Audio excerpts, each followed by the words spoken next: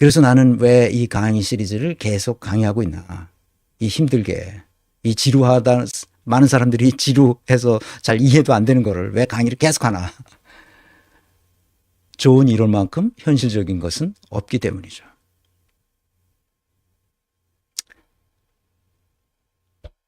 이 독일어에 나오는 아주 유명한 말입니다. 내 지도 교수가 학생들에게 항상 하는 말이에요. 좋은 이론만큼 현실적인 것은 없다. 이론이 없으면 현실을 해석할 수가 없어요. 이론이 있을 때만 해석할 수 있습니다. 그러니까 좋은 이론을 배우는 것은 현실을 좋게 바꾸는 데 아주 기본이 되는 거예요. 아시겠죠? 최근에 벌어지는 사건을 통해서 인사조직론의 본질을 우리가 학습하면 됩니다. 80년대도 제가 그랬어요. 근데 지금은 벌써 40년이나 지났잖아요. 40년도 훨씬 더 지났죠.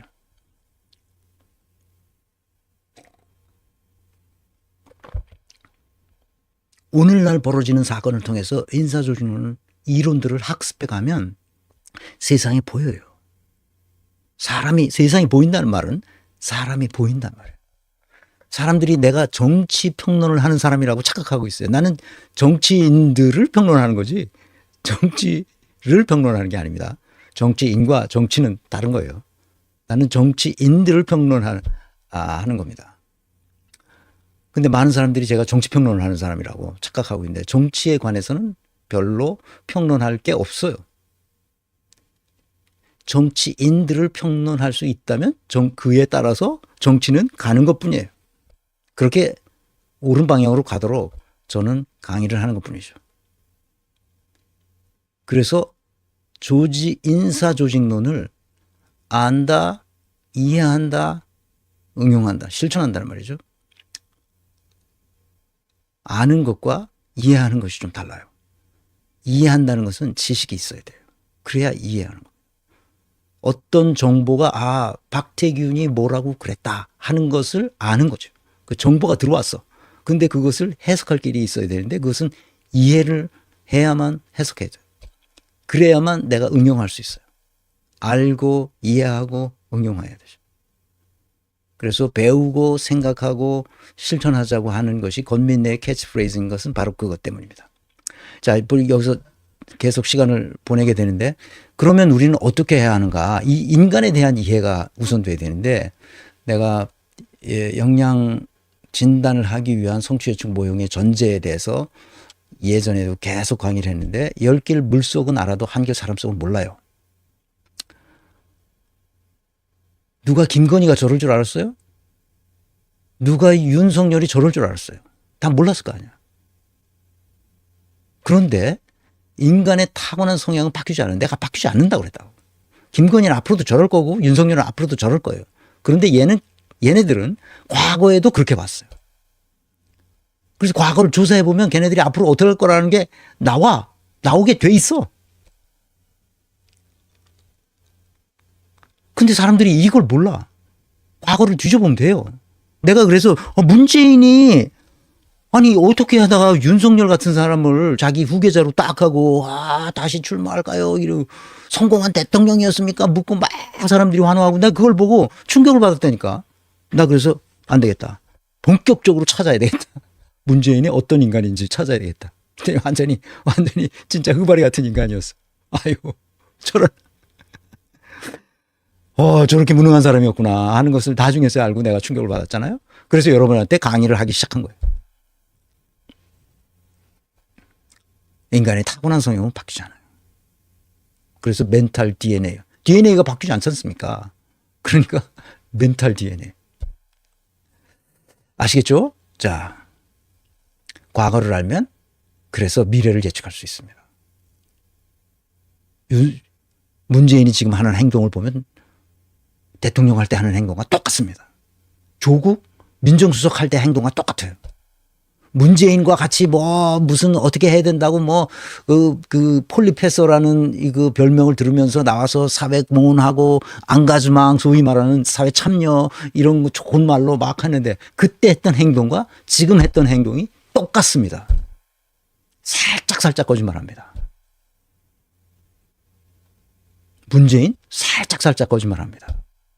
친문 세력 살짝살짝 거짓말합니다. 임종석이 봐. 아주 짧잖아. 세상을 보는 시각이 짧잖아. 조국 세상을 보는 시각이 짧아. 아주 눈앞의 이익에 급급해. 문재인 똑같습니다. 명태균 똑같습니다. 김건희 똑같습니다. 과거를 알면 그래서 미래를 그 사람이 어떻게 할지를 예측할 수 있어요. 이게 학문적으로 정립되어 있어요. 그래서 인물에 대한 평가 기준은 우리가 당나라 시대부터 써왔던 이것을 조선시대에 와서 신언서판, 신의 뭐야? 허우대가 멀쩡한가? 조국 허우대 멀쩡하잖아. 얼마나 멋있어. 키도 크고 180이라잖아. 181? 키도 크고 풍모도 좋고 멋지게 생겼잖아. 말 얼마나 그럴듯하게 막 유수와 같이 말을 하잖아. 책 쓴 거 봐. 글 쓴 거 봐. 내가 법고전 산책 보고 이거는 문명사적 그 관점에서 우리가 공부할 때 교재로 써야 되겠다. 내가 그렇게 말했잖아. 글도 잘 써. 얼마나 좋아. 보온과 의리의 정신에 부합하도록 상황 판단을 잘해. 자기 패거리, 그 예전 조선시대엔 다 패거리 문화였잖아. 그 상황 판단을 패거리에 유리하게끔 딱 해. 그것이 다 자기들 이익에 맞도록 하지. 그래서 신당을 만들 때 문재인을 찾아가. 다. 그리고 문재인이 열심히 지원해 주잖아. 조국 지원해 주고. 다 자기 패거리지. 그러니까 누구야? 그 김어준 계속 조국 이 녀석 불러다가 뭐라 말하게 하잖아. 그러니까 사람들이 조국이 굉장히 괜찮은 사람인 줄 알고 있잖아. 놀랍죠. 이것은 오늘날 학벌로도 연결이 돼 있어요. 서울대 법대를 나왔잖아. 미국에 가서 박사학위를 받고 지방 대학에서 조금 교수하다가 서울대 법대로 이 청명을 받아서 들어온 사람 아니야. 엄청나죠. 이 사람이 뭐가 부족해서 거짓말을 하겠어. 이렇게 생각할지 모르지만 쓱쓱쓱쓱 거짓말하는 걸 여러분들에게 알려드리겠습니다. 이 껍데기를 사람들이 보고 그 사람이 훌륭하다 아니다를 판단하고 있어요. 돌아보겠죠. 조선시대는 이렇게 판단함으로써 나라가 결국은 스스로 설 수 없게 됐습니다. 이렇게 멋진 사람들, 여기 또 가진 재산이 얼마나 많습니까? 수십억 자산가 아닙니까? 조국이. 강남 좌파라고 그러죠. 대단하죠. 그러니까 안 가진 게 없어요. 남들이 다 부러워하는 것을 모두 가진 사람이에요. 이런 사람이 이 세계의 흡혈귀들의 현상을 타파할 수 있을까? 조선시대부터 내려오던 흡혈귀를? 그렇지 않죠. 이 사람은 자기 이익에 복무하는 사람이지 사회적 현상에 그것을 들여다보고 이 불합리를 고쳐야 되겠다 이렇게 생각하는 사람이 아니라는 것이 분명해졌어요. 내가 이렇게 분명하다고 말하는 것은 조국이 이 강의를 듣고 정신 차리도록 하기 위해서입니다. 그래서 깨달음을 얻고 내가 이런 잘못을 저질렀구나 하고 뉘우치고 돌아서서 새로운 사람이 되도록 사도 바울 같은 그런 사람이 되도록 하기 위해서입니다. 경종을 주는 거죠. 그런데 지금까지 내가 검토한 바에 의하면 그럴 가능성이 없다는 겁니다. 문재인과 친문 세력이 주도한 민주당의 실태를 보면 그걸 알 수 있어요. 아직도 살아있습니다. 계파 정치가. 석의 자경의 세계에서 계파 정치가 살아남는 방법은 아주 간단합니다. 이 책에 써 있어요. 서열화하고 계급화하고 차별하고 경쟁화합니다. 조국이 먹는 것들을 쫙 보고 SNS에 맨날 올리지 않습니까? 먹방도 올리고 누구하고 만나가지고 뭐 무슨 쇼비뇽 나 이름도 모르겠는데 나는 뭐 술을 잘 안 먹고 그러니까 무슨 프랑스 어디서 난 뭐 포도주 뭐 이렇게 먹고 또 어떤 양주 무슨 양주 해서 올리고 삶의 수준이 달라. 우리 같은 사람하고 우리 같은 서민하고 완전히 이 삶의 차원이 달라. 서열화, 계급화, 차별화, 경쟁화의 세계에서 완전히 이 최상층으로 올라간 사람이거든. 기득권 세계에 속해 있는 사람이에요. 이 사람들이 올라갈 때는 온갖 추잡한 권모술수가 있습니다. 김영선 봤잖아? 윤석열 봤잖아? 얼마나 간사하고 자기보다 그 권력을 가진 사람한테 간사하게 계속 이 아첨을 하지 않습니까? 바로 그런 거야, 그런 거. 제가, 파프로스님, 검찰개혁법을, 검찰개혁법을 검찰총장이 만드는 게 아니고 검찰개혁법을 국회 180석과 대통령이 만듭니다. 문희임 노조, 이들은 속은 게 아니고 검찰개혁 안 했습니다. 조국 겉모습만 보고 속은 거죠. 맞습니다. 아주 정확하게 말씀하셨습니다. 맞아요. 이게 지금 보통 문제가 아닙니다. 사람들이 조국에 속으면 안 됩니다. 파피루스님 이전에도 한번 해주셨네.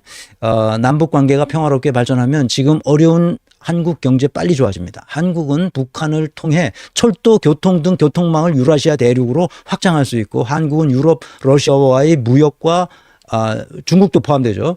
그 물류 비용을 줄이고 경제적 교류를 더욱 활발히 할 수 있습니다.